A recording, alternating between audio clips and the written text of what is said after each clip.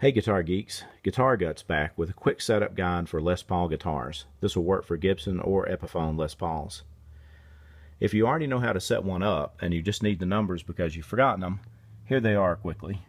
Gibson pickups, they recommend a height on the treble side, that's the high E string, of 6/64, and on the bass string, the low E string, 6/64.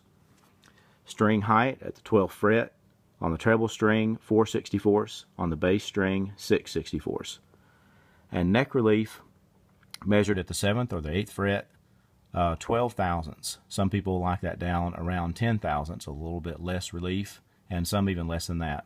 That's almost 1/64 if you're measuring in 64ths.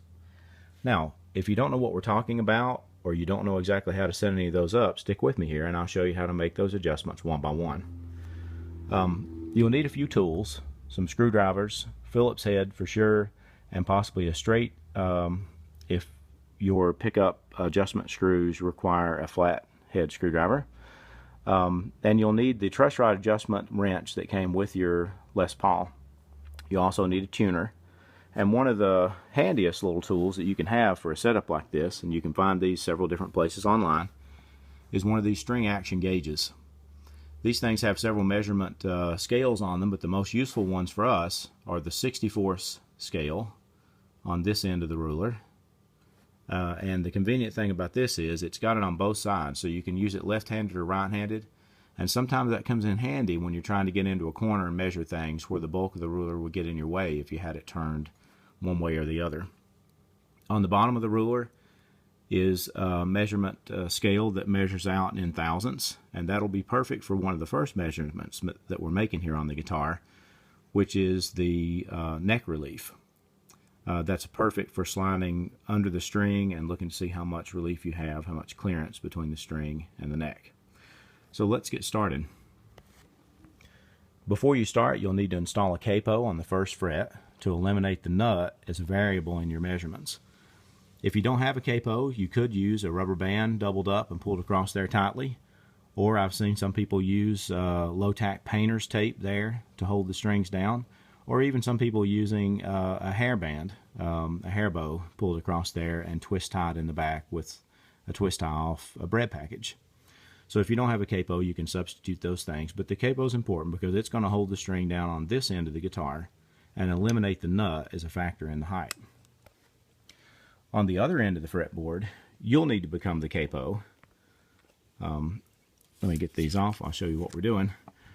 On the other end of the fretboard, you'll need to use your finger to push down on the very last fret of the guitar, and that'll create a straight edge out of the string as it runs up the rest of the neck.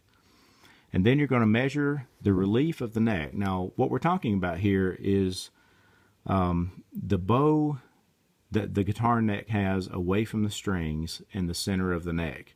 A string vibrates in a standing wave, and it vibrates a little more widely in the center of itself than it does at either end. So you need just a little bit of room for the string to rotate around its wave pattern.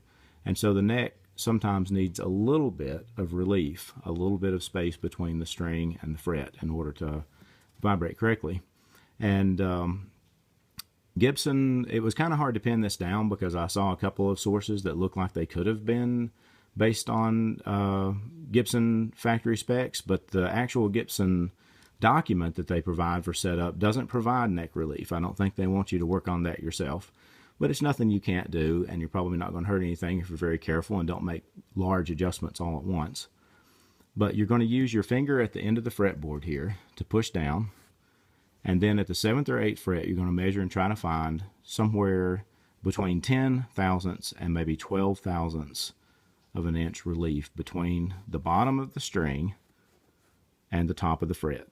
So you'll come down here around the 7th or the 8th fret, and you'll measure with your ruler looking under the string, below the string, and above the fret to see if you've got about 10 to 12 thousandths clearance. And you'll do the same thing over here on the high E string, and you'll measure the relief there.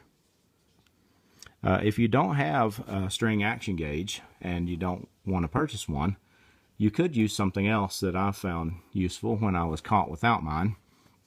A set of strings, 10 gauge, has a string that is 10/1000ths of an inch. And so you can use a little chopped off piece of a string that you've cut off above your tuners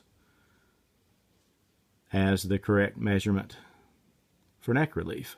You can even get a little closer to the Gibson factory specs by using the 13 gauge string. That'd be a little bit too much relief, but not much. So somewhere between the 10 and the 13, you can use those cut off little pieces of string and see if you've got that much clearance between your string and the top of the fret for neck relief. That'll save you having to buy another tool if you don't have one. Moving on down the neck, the next thing to set up would be the string action height. And you're going to measure that according to Gibson specs at the 12th fret.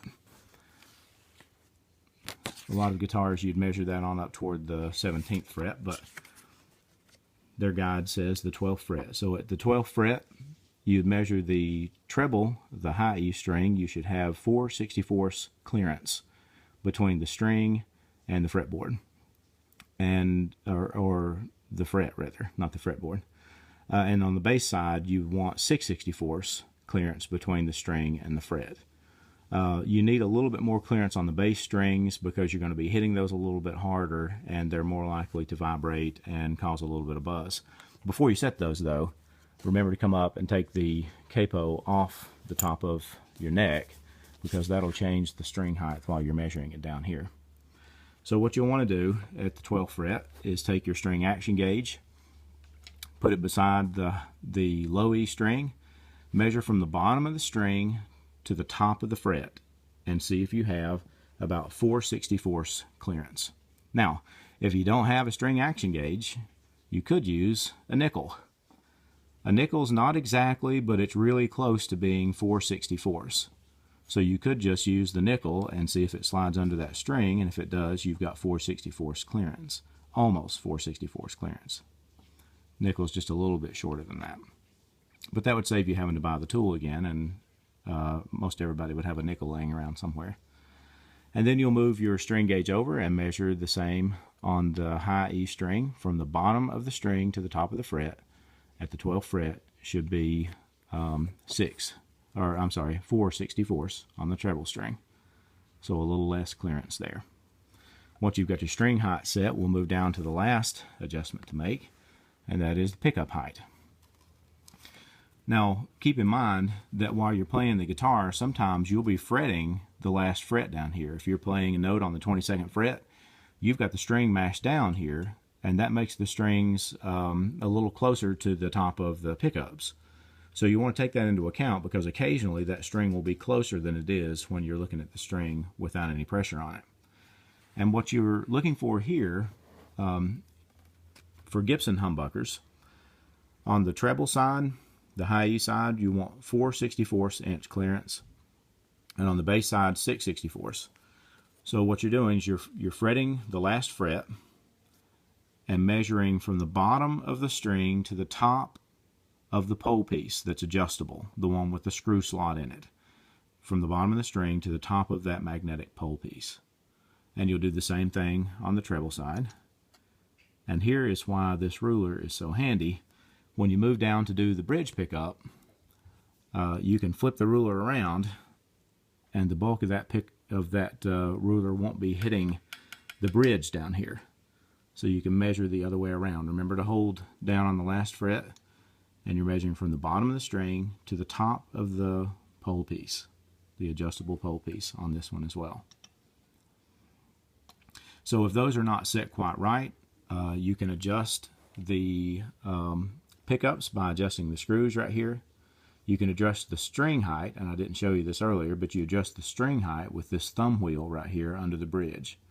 You might want to give the strings a little bit of slack before you start turning it if it's too hard to turn, but that thumb wheel will raise and lower the string height.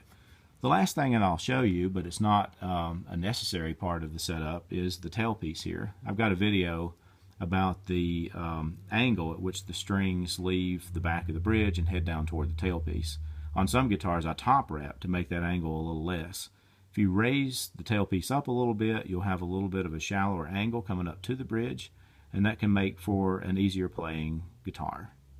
Well, I hope that helped, and I hope your guitar's playing better now, and maybe sounding better too.